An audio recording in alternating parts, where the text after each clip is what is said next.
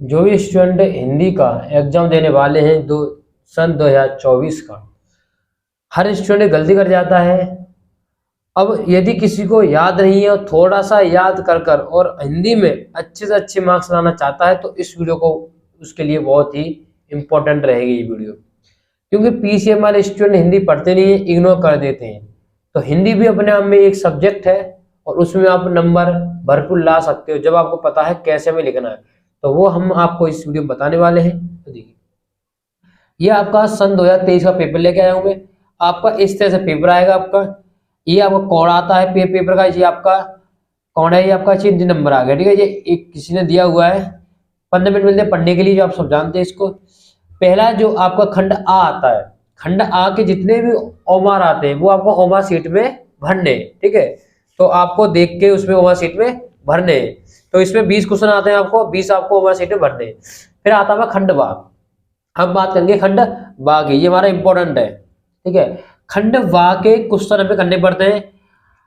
पहला है इसमें क्वेश्चन दिया 21, निम्नलिखित गद्यांश पर आधारित दिए गए प्रश्नों के 3 प्रश्नों के उत्तर देने हैं आपको। क्या देने? 3 प्रश्नों के उत्तर देने। तो देखिए, ये मैंने खुद एक कॉपी मैंने बनाई है जिसको मैं आपको बता सकूँ आप बोर्ड में कैसे लिख सको और अच्छे से अच्छे नंबर ला सको। देखिए, ये आपकी ये तो आपकी वो आपकी बोर्ड कॉपी आएगी, वो तो उस पर टाट लिखना है।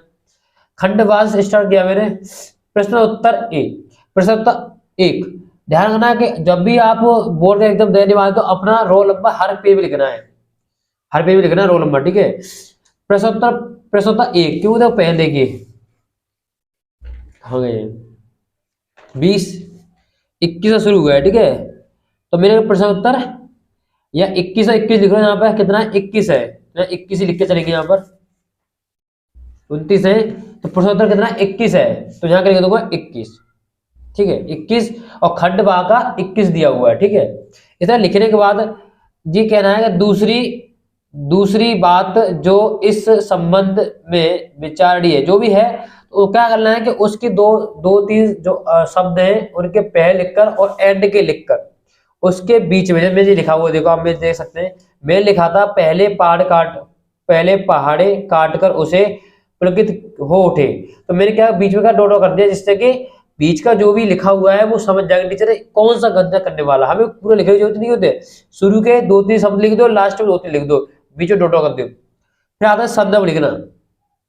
संदर्भ पूछ सकता है ये आपसे ऐसे कैसा सीधे कि उपरोक्त गद्यांश के पाठ और लेखक का नाम बताइए, तो बस पाठ का नाम लेखक का नाम पूछता है संदर्भ, तो संदर्भ को कैसे लिखना पड़ेगा। देखिए, प्रस्तुत गद्यांश हमारी पाठ्य पुस्तक, राइटिंग ध्यान रखना आप, प्रस्तुत गद्यांश हमारी पाठ्य पुस्तक के गद खंड में लिया। कहां से लिया? गद खंड।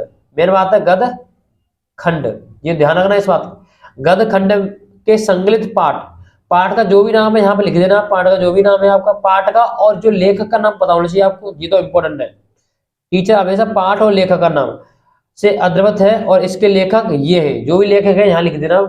व्याख्या, व्याख्या देखिए जो भी देख, मान लीजिए इसमें पढ़ना चाह रहे हो तो दूसरी बात जो इस संबंध से विचारिए, जो भी आपको दिख रहा है तो अपनी भाषा में व्याख्या कर लेना है, और लेकिन छोड़ के नहीं आना है। और ये हर साल आता है व्याख्या करने के लिए।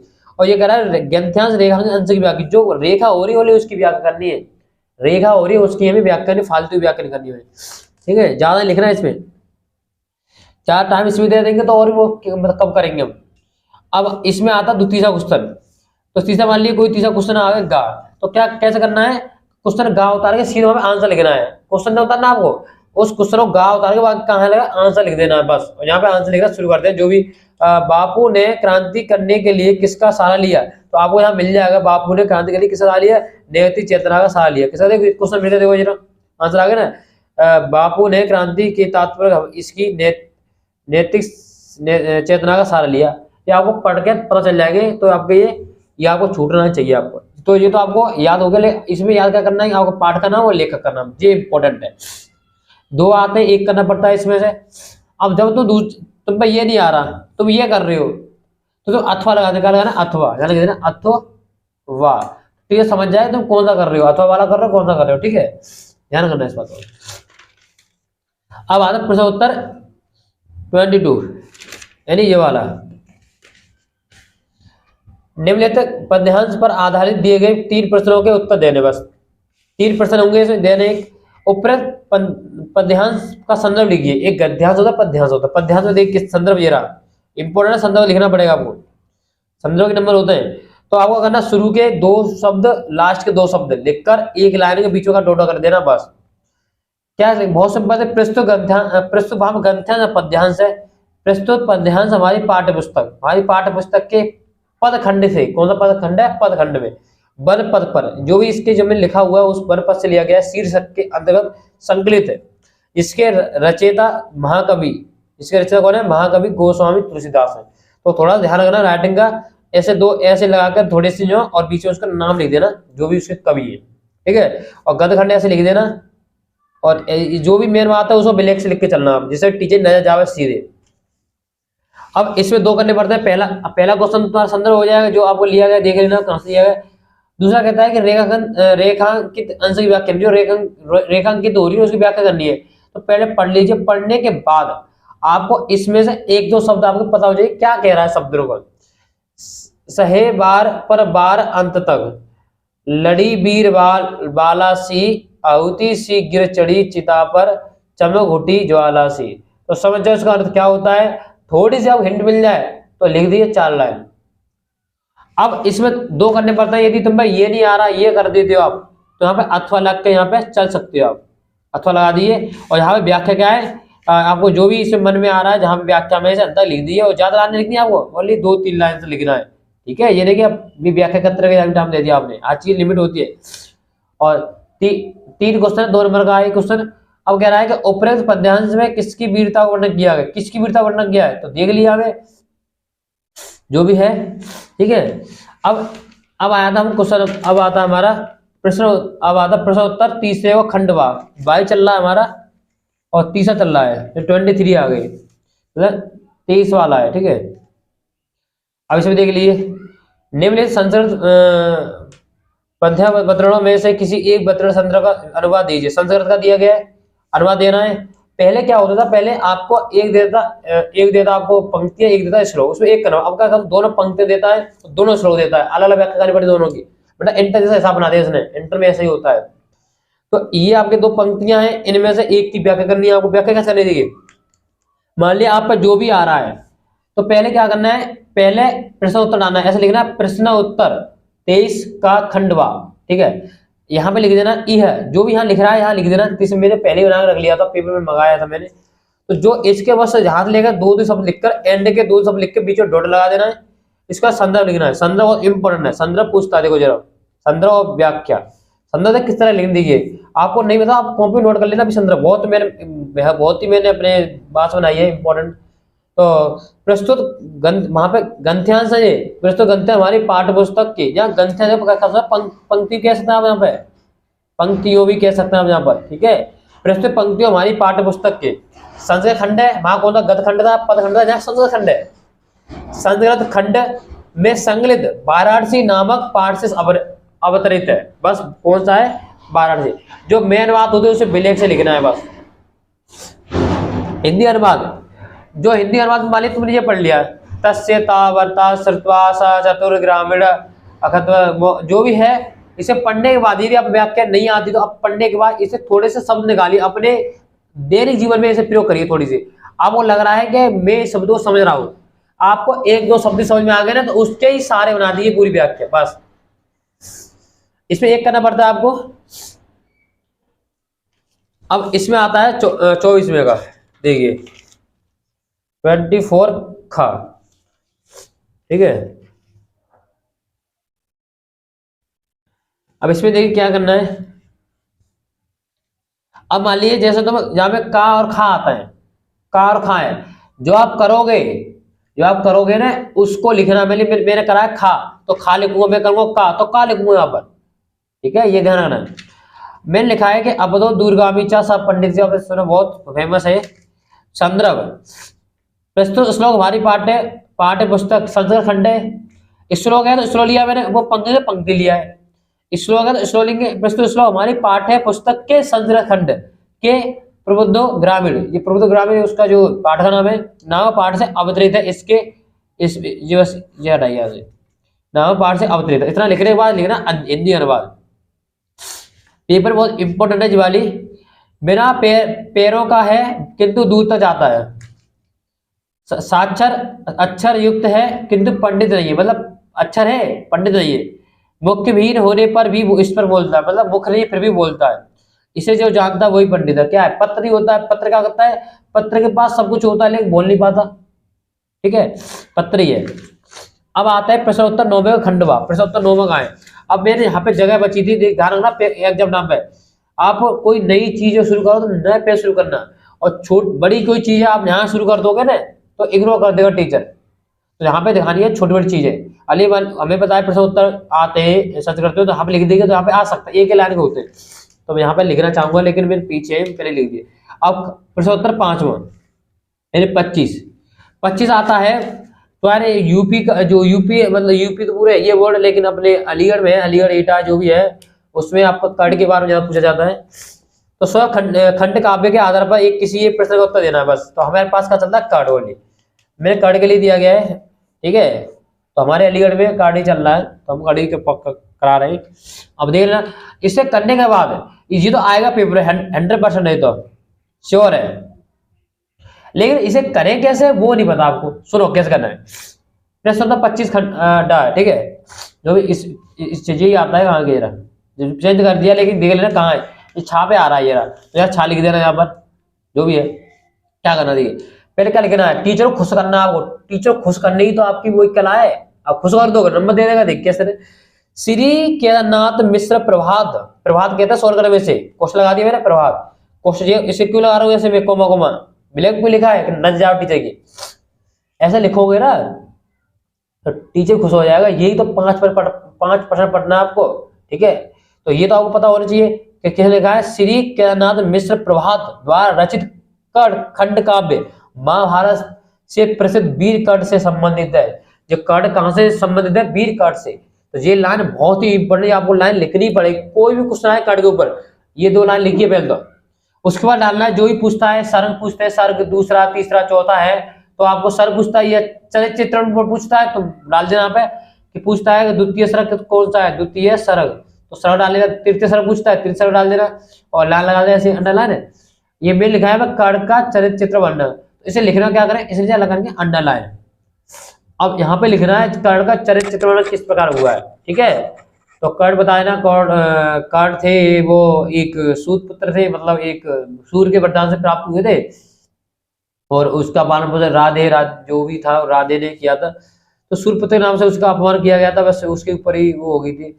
अब श्लोक आ गया। अब क्वेश्चन नंबर 27। अब इसके बाद देख लिए 26वां देख लीजिए 26वां क्या कहता है कि निम्नलिखित लेखकों में से किसी एक जीवन का परिचय दीजिए और उनकी प्रमुख रचनाओं को उल्लेख कीजिए। मतलब 2-3 रचना लिख दी आपको बस, 3 नंबर आ जाएंगे उसके, 2 नंबर आएंगे रचना के। जयशंकर प्रसाद, भगवत शरण उपाध्याय और आचार्य रामचंद्र शुक्ल।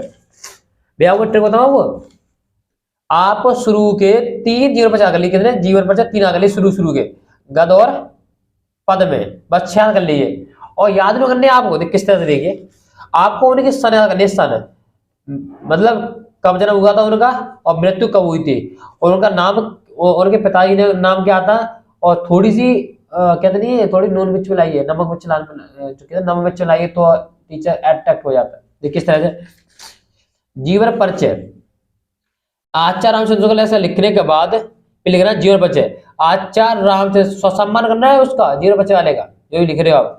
तो देखिए आचार्य रामचंद्र शुक्ल का जन्म सन 1884 ईस्वी में बस्ती जिले के, जिला करना पड़ा कौन सा जिला है, बस्ती जिले के अघोना नामक ग्राम में हुआ था। ये मेन लाइन है। इसके पिता का नाम चंद्रबली शुक्ल था। बस इतना लिखने के बाद फिर कहते हैं कि आचार्य रामचंद्र शुक्ल बहुत ही ज्ञानी थे। उन्होंने बहुत ही किताबों अध्ययन किया था। उन्हें हिंदी, अंग्रेजी, मराठी, बंगाली, मतलब जितने भी जो भी जीवन पर जितने कवि और लेखक है उन्हें अनेक भाषाओं ज्ञान था। तो ये कॉमन है कि इन्होंने बहुत ग्रंथ लिखे, इन्होंने बहुत रचना लिखी। तो इससे लिखिए तो वो भरी जाएगी। तो ये लेखक, रचनाएं, ग्रंथियां, तो कौन लिखता है? लेखक तो लिखते हैं, लिख दी हमें बस। लास्ट में कहना है कि इनका निधन कब हुआ था? 1941 हुआ गया। और रचना लिख देनी है रसीमासा, त्रिवेणी, चिंतामणि और विचार विधि, 3-4 रचना लिख देनी है। बट हटाओ, यहाँ पे अपनी रामायण लिखनी है कि आचार्य रामचंद्र शुक्ल ने अपने जीवन में बहुत अच्छे विचार रखे। उन्होंने बहुत भाषा ज्ञान किया था, बहुत ग्रंथ लिखे, बहुत कुछ कर गए। बस तुम्हारा पेपर हो जाएगा इस टाइम पे। अब इसके बाद लिखना पड़ेगा आपको।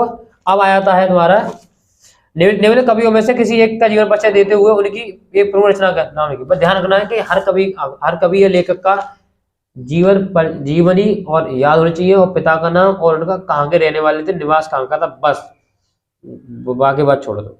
इसी तरह ये करना, तुलसीदास ये लिख दिया देखो। हाँ ये तो अपना कर लेना, तुलसीदास ऊपर डाल के जो भी आपको याद है, और थोड़ा सा सीधा आना ऐसे लिखना, जीवन परिचय डाल के थोड़ा सा उनका नाम कर लिखना, तुलसीदास का जन्म। अब इतना करने के बाद अब आते हैं क्वेश्चन नंबर 27। तो 27 का है हमारा 27 में अपनी पाठ्य पुस्तक में कंठस्थ कोई एक श्लोक लिखिए जो प्रश्न पत्र में ना आया हो। मतलब आपको ऐसा लिखना है जो प्रश्न पत्र ना आया हो। तो मैं यहाँ लिख दिया है जरा, तो आपको जो अब यहाँ जगह बची थी मेरी, कहाँ गई अब, यहाँ मेरी जगह बची थी यहाँ पर, तो मैंने ही लगा दिया है। मेरे क्यों पेज खाली अच्छा नहीं लगता, मैंने जगह खाली, और मैंने लिख दिया है प्रश्न उत्तर 7वां खंड बा है, या ध्यान रखना ठीक है। लिखा है सर्वे भवन्तु सुखिनः सर्वे भवन्तु निरामय सर्वे भद्राणि पश्यन्तु मा कश्चित् दुःखं भवेत्। इधर लिखने के बाद अब आया था क्वेश्चन नंबर, निम्न में से किन्हीं दो प्रश्नों के उत्तर देने हैं आपको। तो मेरे प्रश्न यहाँ लिख दिए, यहाँ जगह बच गई थी मेरी, तो आपको देखना है कि भाई जगह बची मैं प्रश्न उत्तर लिख दिए। प्रश्न उत्तर 9वें को खंडवा, ये लिखने के बाद यहाँ लिख देना प्रश्न होता है बिल्कुल, बस लिख देना का को उत्तर, जो आपको याद है, मान लिया आपको पहला याद है, तो जब मैं का खा तो लिखे वो थोड़ी आपको पहला, तो आप पहला लिख के आंसर लिख दिए, इसको उत्तर लिख दिए हिंदी में, दूसरा तो दूसरा लिख दिए, जो दो लिखने बस आपको 5 है 2 लिख के आने बस।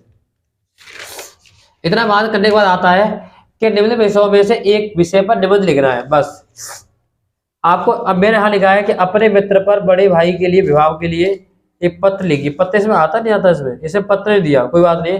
पत्र जब भी आता है पेपर में कैसे लिखना है, अपने भाई के लिए पूछा है कि किसके ऊपर पूछा है कि माँ ने, मतलब बेटा ने माँ के ऊपर लिखा है पत्र, विदेश में रह रहा है तो किस तरह से अपने विचार रख रहा है। तो लिखने से पहले वो थोड़ा सा अपनी माँ से नमस्ते करें, चरण स्पर्श करें, तो इस बात को लिखना जरूरी होता है, सम्मान करना चाहिए पत्र। तो लिखेंगे कैसे, यहाँ पर पता लिखना उसका, यहाँ तारीख लिखनी है। पत्र लिखने का तरीका जो होता है, यहाँ जहाँ पे आपका जो राइट हैंड साइड में यहाँ लिखना है, प्रिय के साथ शुरू करना है, प्रिय मित्र, एक मित्र अपने पित्र के लिखा है अपने भाई की शादी के लिए। तो इतना लिखने के बाद इस सस ने नमस्ते, मतलब दिल से नमस्ते कर रहा है, तुम्हारा प्रिय मित्र सचिन कुमार जी मेरा नाम है, खुद आपका जो भी दोस्त है वो लिख देना, मैंने खुद ही नाम लिख दिया फिर। अब आता है निम्नलिखित विषयों में से एक विषय का नंबर लिखना है। वेरी वेरी इंपॉर्टेंट है, 9 नंबर पूछा था, हर साल 9 नंबर का आता है। अब इसे छोड़ना बिल्कुल नहीं है। किस तरह लिखना, देखिए लिखना इस तरह से, प्रश्नोत्तर काव्य को, सॉरी प्रश्नोत्तर 10वें को खा है। देखो 10वें को जो भी है 29 दिया हो, 29 लिख लो आप, 29वें को जो भी है खा है, गा है, पहला दूसरा जो भी नंबर दिया होगा। हमने लिखा है, हमने लिखा है कि विज्ञान के बढ़ने के चढ़ाव, आपको जो याद है वो लिख लेना।